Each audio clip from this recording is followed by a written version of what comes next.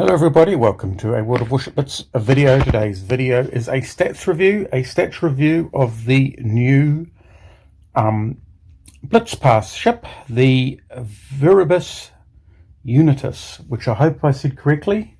It's an Austro-Hungarian ship, although that name doesn't seem particularly Austrian or Hungarian. I'm sure that is the name of the ship. So we're going to do a comparative stat review. We have a whole lineup of tier 5 battleships to review this little baby against. Let's see how we go. So we'll start with the good old survivability. And this ship has 28,175 hit points, 12.5% citadel protection, flooding and fire resistance, 12% damage reduction, and 12.6% torpedo damage reduction. That's because of the elite bonus, but I've selected the elite bonus the same for all the ships that I can. I think only the Agincourt has something slightly different. 28,175. Let's go shopping, shall we? So that is roughly 28,175 to 34,845. So that's over 6,500 hit points less than the New York. Over probably around about 5,800 less than the Texas. So they have better all-round protection. So the same citadel, fire, flooding, and resistance. Better torpedo reduction and way better damage reduction and way better torpedo reduction. Same with the Texas, which is even better for the torpedo reduction. So these ships, the Viribus Unitis is really falling behind on hit points. It has better armor than the Congo. Well, it has better citadel protection than the Congo by 2.5 points. But the Congo has 37,000, so nearly 10,000. So probably what looks like around about 400 or 500 shy of 10,000. So 9,500 more hit points. That's over, so 28 divided by 9 is, so this has over a quarter more hit points, or a third more hit points if you're looking at it from the unit from the Viribus perspective. So the Congo really is an example of the Viribus Unitis is looking pretty lax on hit points, and bearing in mind that we're on 26,000 as opposed to 28,170. So this is 8,000 more hit points on the Agincourt. I suspect it's not going to get any better. Now this has weaker citadel protection, weaker flooding and fire resistance, weaker damage reduction, and slightly weaker torpedo damage reduction, but obviously the massive number of hit points is going to make up that difference. Iron Duke comes in merely at about 6,000 or 6,500 more than the Viribus Unitis. Worse citadel protection, worse flooding and fire resistance. The Koenig is the weakest of the battleships apart from the Viribus Unitis. This has for 33,000. That's 5,200 or 5,300 more hit points than the merely 5,300 more hit points than that poor little Austro-Hungarian ship. This has also a slightly less flooding and fire resistance, as German ships want to do for some reason. Here this ship doesn't have the same sort of citadel or flooding and fire resistance, but yet again it's over 6,000 more hit points on the October Revolution. The Britannia is by far the weakest ship. It was it loves the new ship because obviously there was a new taker of the crown for the weakest battleship, and that is the Viribus Unitis, which has merely 3,600 or 3,700 less hit points than even the Britannia. It has better citadel protection, better flooding and fire resistance, better damage reduction, and better torpedo damage reduction than the Britannia, but still that's a lot of hit points to be behind. The final one is the Giulio Cesare, which we weren't expecting to be any good news for our little Austro-Hungarian friend there. 34,000 hit points is 6,300 more than the Viribus Unitis, and it has the same sort of armor stats, maybe slightly worse flooding and fire resistance, but has a lot more hit points to take up the slack. It has much better damage reduction, even though it's got slightly worse torpedo damage reduction. But if you know what you're doing in this ship, torpedoes aren't really so much the issue. So, weakest ship by far. And just as we switch through the different views, you can see all these other ships are much larger. So, it's a very small ship. So, let's see what that does for its maneuverability. So, 21 knots is, well, okay, 21 seconds to full speed. That's going to be easy to remember. 5.9 degrees per second in the turn once you get into the turn, and 11 seconds turn time, which is to get your rudder across to get into that turn. So let's go compare it with the New York. American battleships, of course, are slow. They're a whole knot slower, or most of a knot slower. A couple of seconds longer to get to full speed, but that's not much in that. Maximum traverse speed is not as good, so basically 0.7 of a degree per second worse in the turn, and a second and a half harder, or a second worse to get into that turn time. So the Viribus Unitis is not bad in the maneuverability, no great speed demon, however. It is a little bit faster than the American ships. The Texas is basically the same as the New York. The Congo, of course, has it all over. This poor little Austro-Hungarian friend of ours, 8 knots faster.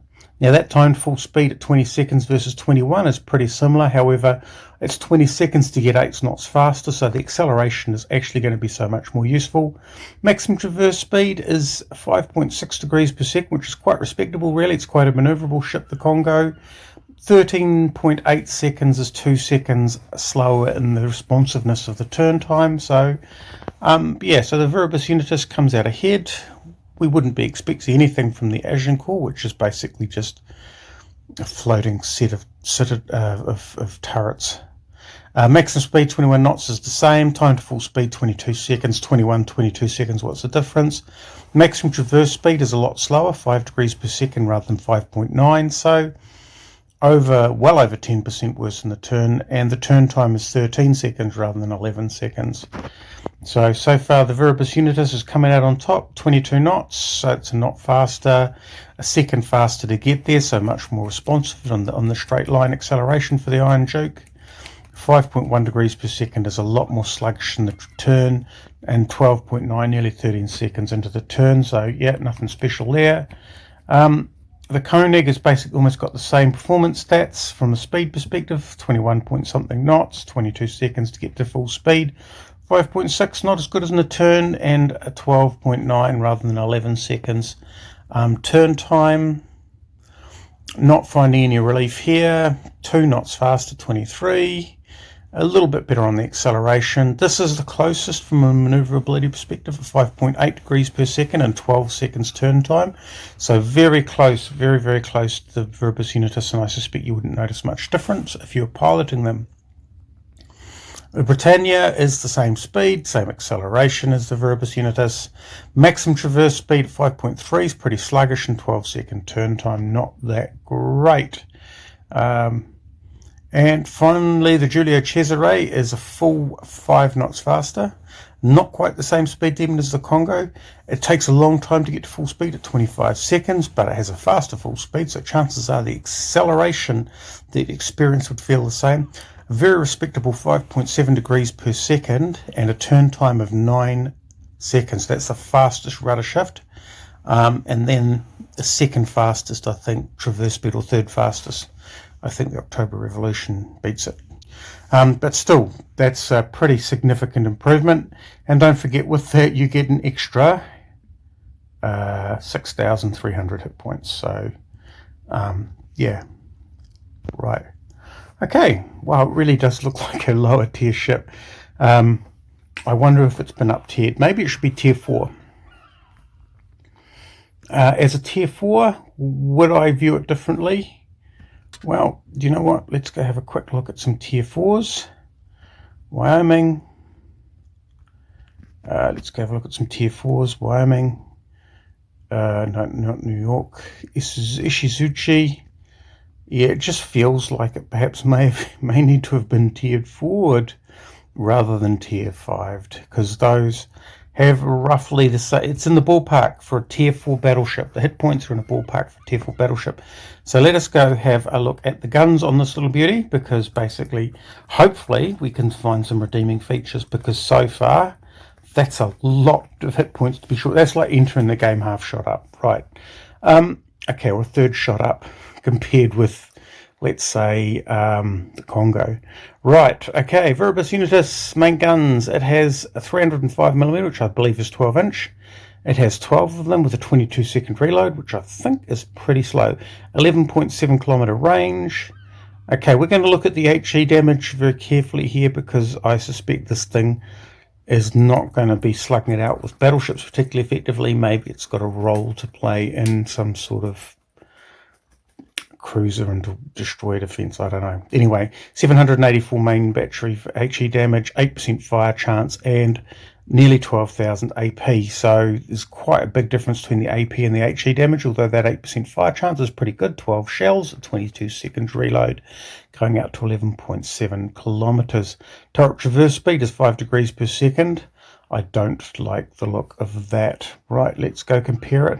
Well, 5 degrees per second turns out to be pretty good. So 23 seconds, so I was complaining about 22, but this is 23, 11.64 rather than 11.7. Now this has this has 10 guns rather than the 12 guns. So this has got 5 turrets of 2 guns, 941 rather than 784, and it has 1400 rather than the close to 1200. It has a 10% chance setting a fire. So there you go. I would expect the Texas to be basically the same. I think it has a slightly increased range over the New York, but otherwise it looks very much the same. Congo, 12.21 range, 21 seconds reload, so that's 1 second faster reload, longer range, greater damage at 900 and nearly 1,000 hit points of damage at HE with 12% fire chance and 1,400 main battery AP damage. These are 356mm guns.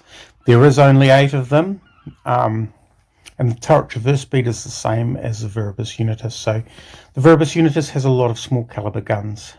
Speaking about a lot of small caliber guns, let's go on to the Agincourt, which has a lot more small caliber guns even than the Viribus Unitis, by having 14 and 7 turrets, which can be awfully fun if you have HE loaded and you happen to be passed by a destroyer attempting a YOLO run. Okay then, so this HE damage of 963 is 200 better than almost 200 better than the 784 of the Viribus Unitis. 10% fire chance. It has 11. It has less AP damage, so 1100, just over 1100 rather than just shy of 1200. 4.5 degree turret traverse speed. Bit of a sluggish beast. But yeah, so the Viribus Unitis is definitely an AP monkey rather than an HE sort of clubber like the Agincourt. Now, speaking about HE ships, the Iron Duke has 343mm guns, which is whatever inches that is, 22 second reloads, which is the same, 11.7 rather than 11.07. On 11.7, so exactly the same range, 11.7. There you go. Much better HE damage. Slightly better AP damage, 10 guns rather than 12, 12% fire chance rather than 8% fire chance, but slower traverse at 4 degrees per second. Koenig, 10 guns, 19 seconds, which is very fast. These are the same caliber as Viribus Unitis, but they'll reload 3 seconds faster. I think it's 22 seconds reload. So they reload 3 seconds faster, which is nice. Go out to 12 kilometers, so that's 0.38 of a kilometer further than the Viribus Unitis. HE damage is trash, worse than the Viribus Unitis by about 100. AP damage is actually roughly the same, 5 degrees per second, and 8% fire chance. So these guns are pretty much the same as the Viribus Unitis. The October Revolution is 22 seconds reload, 11.45 kilometer range. So rather than 11 point, what was it? This had 11.7. So slightly shorter range, slightly better HE damage, 10% fire chance. It has 12 of those guns as well. Although the turret arrangement is maybe not quite so friendly because some of the turrets are in the middle of the ship. Basically the same AP damage, so pretty similar sort of guns. 4-degree turret traverse. My memory of the ship is the turrets traverse very slowly. Britannia, which has 340mm guns, 10 of them, 22-second reload, same range at 11.7, roughly the same HE damage, slightly more, 10% fire chance, which is better, slightly better AP damage, 4.5 degree per second traverse. Finally, we have the Giulio Cesare, which has 21-second reload, so 1 second better, for slightly larger caliber guns, so slightly better HE damage, 150 better AP damage, 9% fire chance, which isn't great, but still 1% better.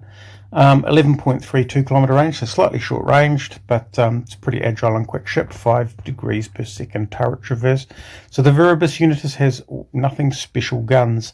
Secondary guns, is this a Mikasa? 12 times 1, which will be 6 per side. No, this is not a Super Mikasa. 7.5 seconds reload. Nearly 6 kilometer range, which isn't too bad. So we're going to jump straight to the German battleship to compare, so that we don't lose our place. 2-second fire chance, 2% fire chance. Yeah, okay, that's secondaries. And 426 HE damage. So let's go all the way over here. So similar sort of range, over 5 kilometer range, nearly 650. It's got, instead of getting 12, it's got 14, so 7 per side rather than 6 per side. Faster reload at 6.9 rather than 7.5. Better damage by 480 to 504, so 15. No fire chance because it's AP.